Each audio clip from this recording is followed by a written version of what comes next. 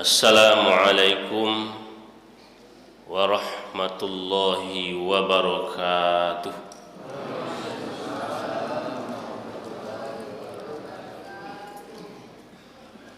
Alhamdulillahilladzi arsala rasulahu bil huda wa dinil haqq liyuzhirahu 'alad dini kullih wa kafa billahi syahida. Ashhadu an la ilaha illallah wahdahu la syarikalah wa ashhadu anna muhammadan abduhu wa rasuluh sallallahu alaihi wasallam la nabiyya ba'dah. فقال الله تعالى في القرآن الكريم أعوذ بالله من الشيطان الرجيم بسم الله الرحمن الرحيم ومن الناس من يتخذ من دون الله أندادا يحبونهم كحب الله والذين آمنوا أشد حبا لله. وقال أيضا قل إن كان آباؤكم وأبناؤكم وإخوانكم وأزواجكم وعشيرتكم وأموال اقترفتموها وتجارة تخشون كسادها ومساكن ترضونها أحب إليكم من الله ورسوله وجهاد في سبيله فتربصوا حتى يأتي الله بأمره والله لا يهدي القوم الفاسقين. Sadaqallahul azim. Dan di antara manusia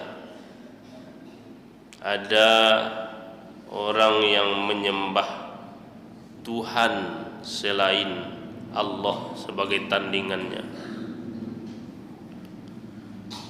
Mereka itu mencintai Tuhan-Tuhan mereka itu sebagaimana mencintai Allah. Dan adapun orang-orang yang beriman sangat besar cintanya kepada Allah. Katakanlah jika bapak-bapakmu, anak-anakmu, saudara-saudaramu, istri-istrimu, kaum keluargamu, harta benda yang kamu usahakan, perniagaan yang kamu khawatirkan kerugiannya, dan tempat tinggalmu yang sangat kamu sukai, lebih kamu cintai daripada Allah dan Rasulmu dan berjihad di jalannya, maka tunggulah sampai Allah mendatangkan keputusannya, dan Allah tidak memberi petunjuk kepada orang-orang yang fasik. Maha benar Allah yang Maha Agung Quran, surah yang kedua ayat 165 dan surah yang ke-9 ayat yang ke-24. Bapak-bapak, ibu-ibu pengurus masjid yang terhormati, angku-angku nik mama alim ulama cerdik pandai tokoh-tokoh masyarakat yang terhormati, ibu-ibu, bunuh kandung yang dimuliakan, pemuda-pemudi harapan bangsa dan negara, yang kami banggakan anak-anak kami peserta pesantren Ramadan Masjid Quwwatul Ummah, umumnya jamaah subuh yang dirahmati Allah Subhanahu wa taala. Pertama, kita bersyukur kepada Allah Subhanahu wa taala pada pagi ini kita masih hadir di masjid ini dalam berupaya untuk mendapatkan rahmah Ramadan, mendapatkan berkah Ramadan, mendapatkan ampunan Allah Ramadan ini. Kemudian salawat dan salam sama-sama kita sampaikan buat junjungan kita Nabi Muhammad sallallahu alaihi wasallam. Allahumma sholli ala Muhammad wa ala ali Muhammad. Bapak-bapak, ibu-ibu, kaum muslimin, kaum muslimat jamaah subuh yang dirahmati Allah. Pagi ini kita akan coba kembali memotivasi diri kita dengan kajian kita. Bagaimana dalam hidup ini kita merenungi bahwasanya hidup kita ini tidak ada arti di sisi Allah Subhanahu wa taala kalau kita tidak menemukan jati diri kita sebagai seorang mukmin dan tidak menemukan cinta kita yang sesungguhnya di dalam hidup ini, maka Allah tidak akan menilai kita atau nilai kita di sisi Allah sangatlah rendah. Apa itu? Dalam hidup ini ternyata suatu hal yang berat itu adalah bagaimana kita lebih mencintai Allah dibandingkan dengan apa-apa yang dicintai oleh Allah Subhanahu wa taala. Kenapa demikian? Dalam hidup ini ternyata Allah memang menciptakan, memberikan, menanamkan rasa cinta itu kepada masing-masing kita. Agama kita Islam yang ajarannya yang sangat universal, ya, yang mengatur segala aspek hidup manusia, maka tidak, ya, Islam juga tidak luput mengatur tentang cinta dalam kehidupan ini. Maka orang atau manusia akan mulia nilainya di sisi Allah kalau dia menemukan cinta yang sesungguhnya.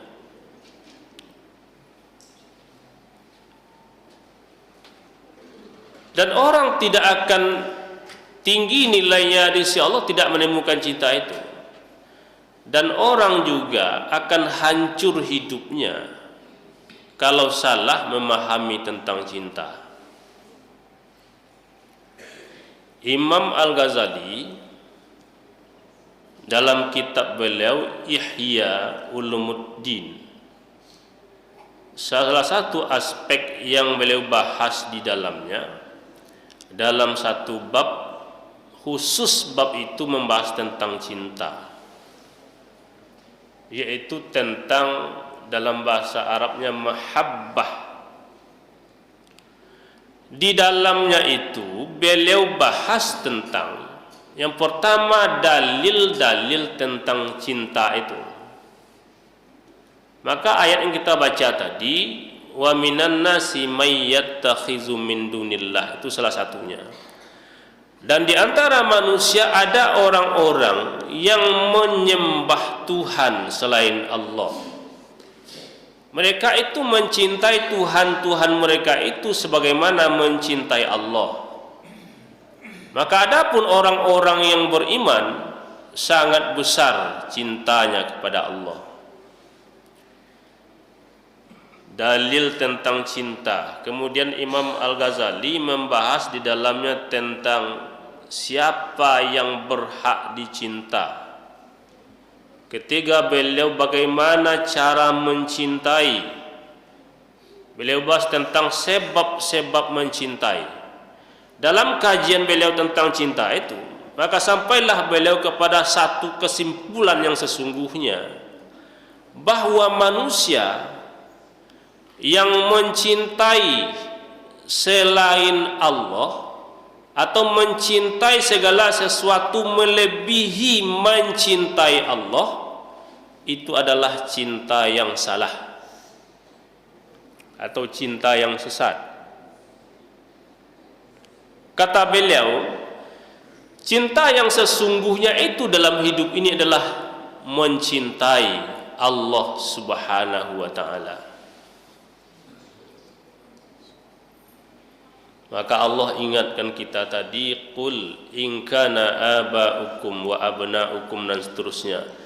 Katakanlah, jika bapak-bapakmu, anak-anakmu, saudara-saudaramu, istri-istrimu, kaum keluargamu, harta benda yang kamu usahakan, perniagaan yang kamu khawatirkan kerugiannya, dan tempat tinggalmu yang sangat kamu sukai, lebih kamu cintai daripada Allah dan Rasulmu, dan berjihad di jalannya, fatarabbasu hatta ya'tiyallahu bi amrih, maka tunggulah sampai Allah mendatangkan keputusannya. Allah akan memberikan azab kepada orang yang berlebihan mencintai dunia ini. Siapa yang tak ka cinta ka suami, ka istri, memang begitu diciptakan fitrahnya manusia ini oleh Allah. Siapa yang tidak mencintai anak-anaknya, siapa yang tidak mencintai keluarganya, siapa yang tidak mencintai harta bendanya, siapa yang tidak mencintai perdagangannya, siapa yang tidak mencintai rumah tempat tinggalnya yang mewah itu. Rumah dibuat serancak-rancaknya di dunia. Ketika kita lewat di komplek mewah, rumahku berharga, lebih kurang 3 atau sampai 5 M. Harga rumah gadang, biaya perawatan rumah sebarang. Dicari dalam rumah, parkir lo kendaraan mewah-mewah sekian buah. Cukup kaya, cukup luar biasa. Tetapi mudah-mudahan orang-orang yang diberikan kekayaan seperti itu oleh Allah juga seperti itulah dirinya menyiapkan rumahnya yang luas di akhirat nanti dengan hartanya. Tetapi sebaliknya sangat disayangkan kemewahan dunia yang dinampakkan kepada semua manusia. Rumah yang begitu bagus, yang begitu mewah, kendaraan yang mewah-mewah, tetapi dia lupa menyiapkan rumahnya di akhirat.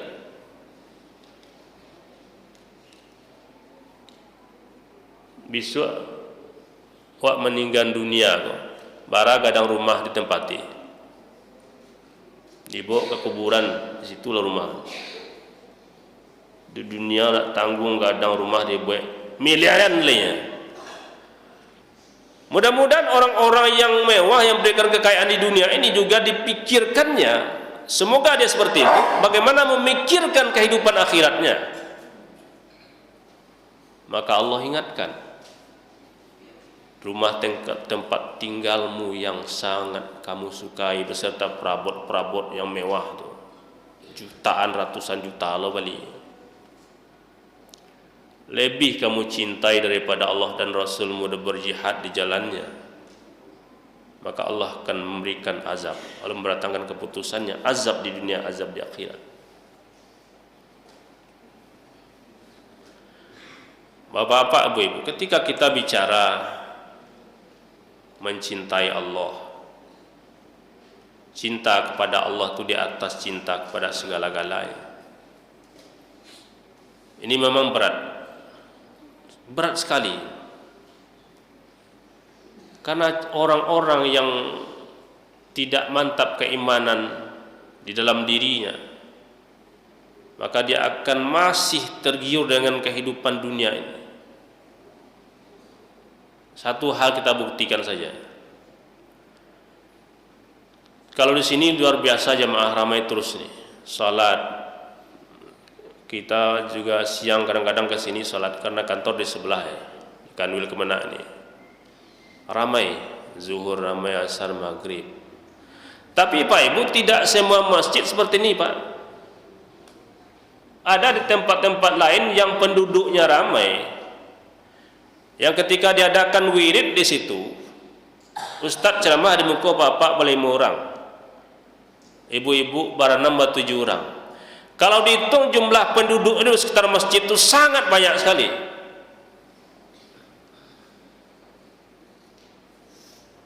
Tapi alhamdulillah di lingkungan Quwwatul Ummah kita terus ramai jamaah. Artinya apa? Orang masih lebih mencintai kehidupan dunia ini. Tak peduli dengan panggilan Allah. Azan di masjid, yang nonton TV nonton TV, ya di rumah yang main HP main HP, ya di rumah ya. Yang duduk santai ya di rumah. Kenapa? Karena cintanya kepada Allah sangat tipis. Masih mencintai dunia. Padahal dikatakan tadi wallazina amanu asyaddu hubban lillah. Adapun orang-orang yang beriman itu sangat besar cintanya kepada Allah. Kalaulah sangat besar cintanya kepada Allah, ketika datang panggilan dari Allah, maka dia akan tinggalkan kehidupan dunia dan datang dia ke masjid ini.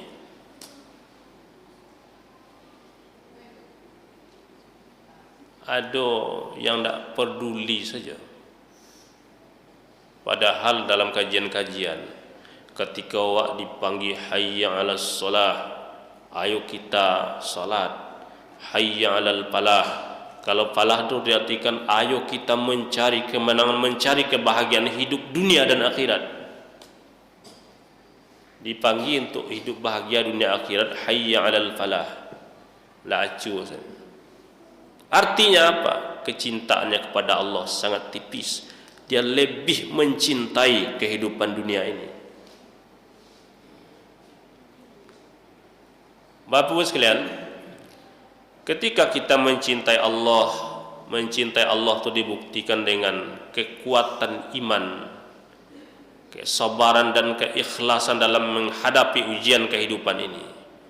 Manusia ini pasti diuji oleh Allah, maka imannya kuat dengan sabar dan ikhlas menghadapi ujian kehidupan ini. Orang betul-betul mencintai Allah Subhanahu wa taala, maka dia akan tekun beribadah kepada Allah. Tekun beribadahnya. Orang-orang lebih mencintai Allah, dia akan rela berkorban harta benda, sekalipun jiwa raganya dia korbankan untuk menegakkan agama Allah ini. Bersungguh-sungguh dalam mengamalkan ajaran agamanya. Orang yang mencintai Rasulullah, maka dia akan mengamalkan ajaran Rasulullah. Rasul telah meninggalkan Al-Quran dan Sunnah kepada kita sebagai pedoman hidup kita. Orang yang mencintai Rasulullah akan mentauladani akhlak Rasulullah sallallahu alaihi wasallam. Orang yang mencintai Rasulullah, dia akan banyak berselawat kepada Rasulullah sallallahu alaihi wasallam. Bapak Ibu jemaah subuh, maka dalam hidup ini sebenarnya menegakkan ibadah kepada Allah, ya, berkorban untuk agama Allah, itu sangatlah pahit bagi orang-orang yang mencintai dunia ini. Sangat berat sekali. Tetapi orang yang lebih mencintai Allah tidak akan pahit baginya. Berapapun hartanya diberikannya kepada agama Allah, bagaimanapun kondisi hidup dia ingat kepada Allah, bagaimanakah kesulitan dia tetap beribadah kepada Allah Subhanahu wa taala.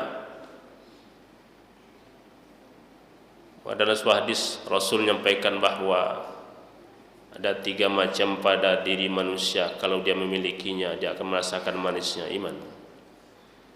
Salasun man kunna fihi wajada halawatal iman.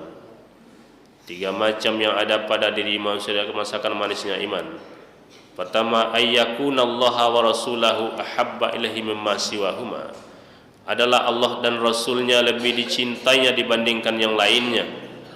Yang kedua, wa ayyuhibbul mar'a la yuhibbu illa lillah.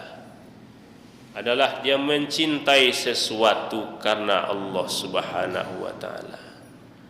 Dicinta kita ke dunia ini banyak macamnya. Diuraikan tadi Maka dikatakan dalam Al-Quran dalam surah Al-Imran itu, Zuina linnasi hubbus syahawati minan nisa'i wal banin wal qanatiril muqantarati minaz zahabi wal fiddah wal khailil musawwamati wal an'am wal hars zalika mata'ul hayatid dunya wallahu indahu husnul ma'ab. Diberikan terasa indah pada pandang manusia cinta terhadap apa yang diinginkannya, cinta kepada perempuan-perempuan, cinta kepada anak-anak, cinta kepada harta yang bertumpuk dari jenis emas dan perak, cinta kepada kendaraan-kendaraan yang bagus, cinta kepada binatang ternak, cinta kepada sawah dan ladang. Zalika mata'ul hayatid dunya. Yang demikian itu semua adalah perhiasan kehidupan dunia,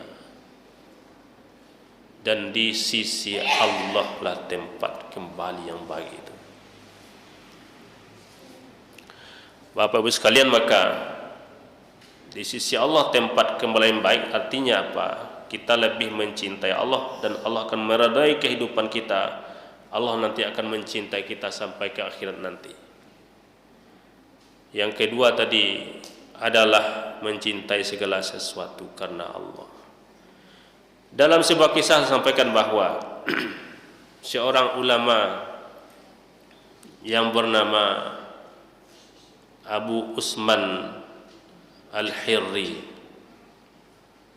Abu Usman ini ulama yang sudah berumur, sudah agak tua, tetapi belum menikah. Di akhir-akhir hidupnya, di masa tuanya sudah jadi kakek-kakek dia. Pernah ditanya, wahai Abu Usman, apa yang telah kamu persiapkan untuk bertemu dengan Tuhanmu? Abu Usman ini menjawab, dulu ketika saya belum menikah, ya, ketika itu saya berada tinggal di Rai. Lalu jamaah saya meminta saya untuk menikah. Wahai Buya, Buya kan sudah berumur, sudah sangat pantas untuk berkeluarga. Menikahlah Buya lagi. Kata Abu Usman, saya belum akan menikah. Suatu ketika Pak Ibu datang seorang perempuan kepada Buya ini, Abu Usman ulama ini. Kata perempuan ini, wahai Buya, saya sudah salat, saya sudah berdoa kepada Allah Subhanahu wa taala. Karena saya sangat suka kepada Buya, saya berdoa kepada Allah supaya Buya bisa menikahi saya. Jadi ada orang yang ketujuh dan nyodoan ke Allah supaya orang pun namu menikah jambo. Begitu benar. Abu Usman bertanya, wahai perempuan, apakah kamu masih punya orang tua? Dijawab dia anak gadis tadi itu, ya Buya, saya masih punya ayah. Ayah saya seorang tukang jahit. Kalau begitu saya akan menikahimu. Lah siaplah sadonyo kalau cara prosedur kini surat pengantar RT lah, tanda tangan RW lah, tanda tangan nek mama lah, minta N1 sampai N sekian di kantor lurah selesai. Daftar di kantor KUA kalau gini kan. Nikah. Lah sanang hati Buya aku kamu nikah. Tetapi setelah menikah, perempuan yang dinikahi tadi ternyata tidak seperti yang diharapkan. Perempuan itu 3 hal yang cacat pada dirinya. Pertama, wajahnya tidak cantik. Kedua, matanya 1 buta. Ketiga, kakinya cacat dari kecil. Kalau orang yang tidak kuat imannya, orang yang tidak mencintai karena Allah, maka malam itu jo mungkin langsung nyoba cara ini. Bagok langsung mencari tak kicuh di nantarang. Tapi Buya tadi tidak meretu. Buya tadi memuji Allah, alhamdulillah. Segala puji bagi Engkau ya Allah telah menetapkan takdirku bengi. Kecek Buya tadi. Bertahanlah pernikahannya sampai 15 tahun dan dikaruniai anak. Dan dikisahkan bahwa suatu ketika istrinya ini meminta Buya, ya, wahai Buya, tolong tungguan ambo sehari kini di rumah, ndak usah pai mengaji ke tempat jamaah lain. Ngikuti dia Buya, aku nak painya mengajinya tinggal di rumah tu. Maka ada hadis, ya, kata Rasulullah, sebaik-baik laki-laki adalah suami yang memperlakukan istrinya dengan baik. Itu saya buat laki-laki itu, saya Rasulullah. Suami yang bisa memperlakukan istrinya dengan sebaik mungkin, laki-laki yang hebat. Kalau banyak yang paham hadis ko, mengamalkan hadis ko, ndak kata jadi KDRT, ndak kata jadi perceraian tik sebentar. 15 tahun bertahan Buya bersama istrinya itu, sampai dikaruniai keturunan, sampai ajal menyebut istrinya, dia masih hidup. Dari tua diceritakan, dikisahkan. Ya, kenapa tidak diceraikannya? Karena dia tadi terlambat menikah. Dia melakukan sesuatu itu karena Allah Subhanahu wa taala. Dia menikahi istrinya tadi niatnya karena Allah. Bapak Ibu sekalian, maka dalam hidup ini apapun yang kita cintai, maka cintailah karena Allah. Yang kita cintai itu akan mempertebal pula cinta kita kepada Allah Subhanahu wa taala. 2. Yang ketiga, akan lezat, akan enak hidup ini, terasa manisnya keimanan ketika orang telah kembali dari kekufuran, perbuatan dosa, perbuatan maksiat, dia bertaubat, dia tidak kembali lagi pada perbuatan dosa itu. Sebagaimana dia benci dirinya dilemparkan ke dalam api neraka. Dia ingin supaya dia istiqomah dalam hidup ini. Ketika dia telah menemukan kebenaran, melakukan kebaikan, bertaubat kepada Allah, dia tetap istiqomah dalam kebaikan-kebaikan itu dan tetap melakukan amal soleh sebanyak mungkin dalam kehidupannya. Bapak Ibu sekalian, maka dalam hidup ini mari kita renungi diri kita masing-masing. Masihkah kita lebih mencintai dunia ini dengan segala isinya dibandingkan dengan mencintai Allah Subhanahu wa taala? Karena cinta yang sesungguhnya itu bukan cinta kepada harta yang banyak, bukan cinta kepada keluarga, bukan cinta kepada jabatan, bukan cinta kepada mobil yang mewah dan segala macamnya. Tetapi cinta yang sesungguhnya itu adalah mencintai Allah Subhanahu wa taala di atas cinta kepada segala-galanya. Itulah cinta yang kekal, yang akan mendatangkan ridha Allah. Ketika Allah meridhai kita, Allah nanti akan menempatkan hamba-hambanya yang dicintai itu di surga nanti oleh Allah Subhanahu wa taala. Siapa yang tidak ingin masuk surga? Kalau ingin masuk surga, diridhai Allah, ditempatkan Allah di tempat orang-orang yang dicintai nanti di akhirat, maka lebihlah kita mencintai Allah Subhanahu wa taala dibandingkan cinta kita kepada yang lain yang ada di atas dunia ini. Terima kasih atas segala perhatian, mohon maaf atas segala kekurangan. Billahi taufik wal hidayah. Wassalamualaikum warahmatullahi wabarakatuh.